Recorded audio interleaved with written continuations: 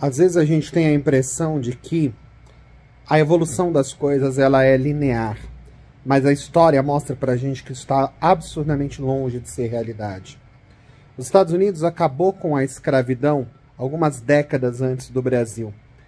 E os libertos tiveram o direito de votar, de participação pública, e tiveram participação em uma espécie de reforma agrária, onde eles ganharam terra e animais para poder ajudar a arar essa terra, para que eles fossem realmente integrados na sociedade. Eles lutaram na Guerra Civil Americana, então, portanto, eles tiveram essa aceitação no exército, cargos militares. Só que, ao mesmo tempo, apesar de ter tido mais avanço lá e uma integração maior deles lá do que no caso aqui do Brasil, lá a situação voltou a passos grandes para trás. Como assim? Com o passar das décadas, o racismo aumentou, houve mais perseguição, houve surgimento da Ku Klux Klan, que de forma, entre aspas, escondida, né? Atacava e matava negros em vários locais, e começaram a surgir leis para proibir que eles tivessem acesso a uma série de situações. Proibir acesso ao voto, proibir acesso à educação pública, proibir o casamento interracial. Muita gente não sabe, mas quando Martin Luther King, lá em 1963, fez aquele discurso, eu tenho um sonho, e aí no ano seguinte começa todo aquele movimento que vai desde os atos de igualdade de direitos civis em 64, até os julgamentos que aconteceram depois em 67, para garantir que não pudesse ter mais essa divisão de leis entre brancos e negros lá nos Estados Unidos.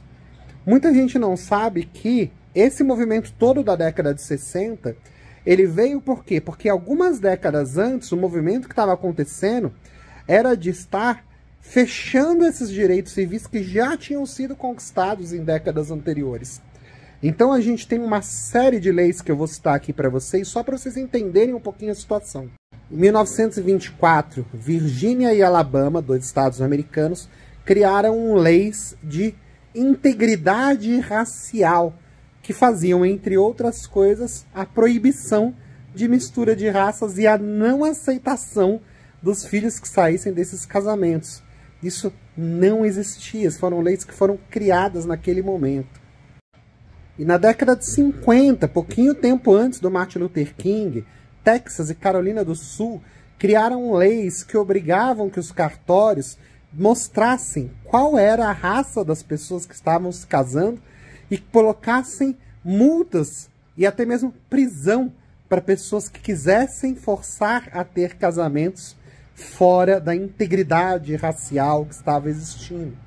Então, esse exemplo dos Estados Unidos, mostrando como que, por mais que eles tenham começado, entre aspas, mais avançados na integração social, mais avançados, entre aspas, por quê?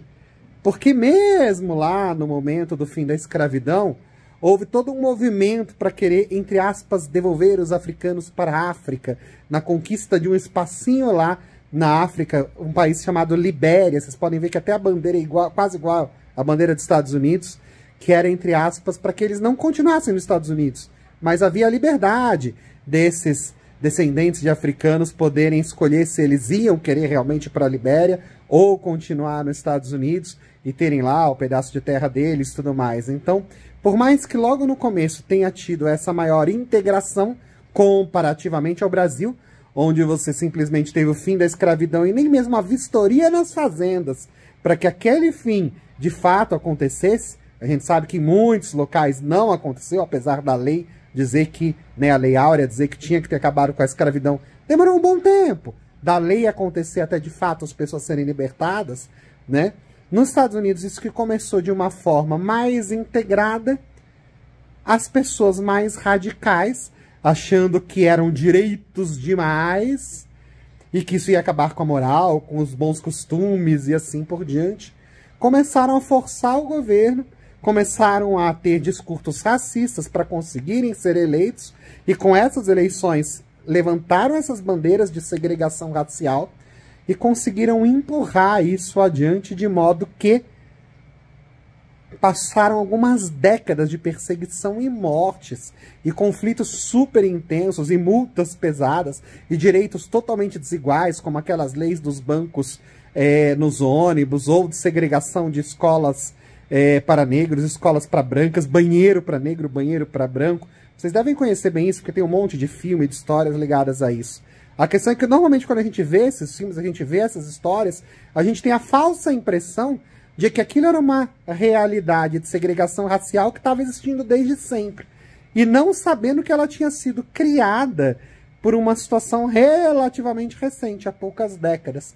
Assim como aconteceu, por exemplo, na África do Sul, com o Apartheid, que deixou de existir poucas décadas atrás, mas que também não existia no momento em que a África do Sul ela era colônia, por exemplo.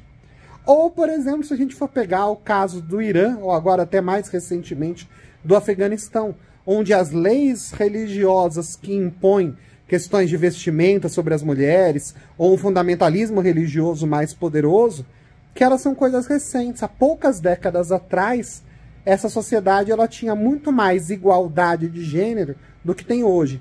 O que nos ensina o quê?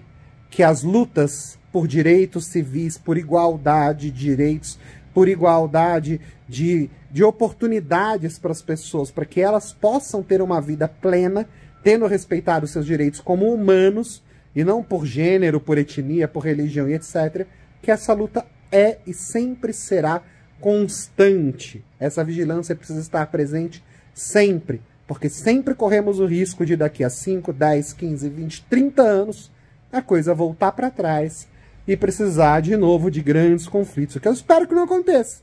Mas na prática a gente sabe, infelizmente, que sempre corre esse risco.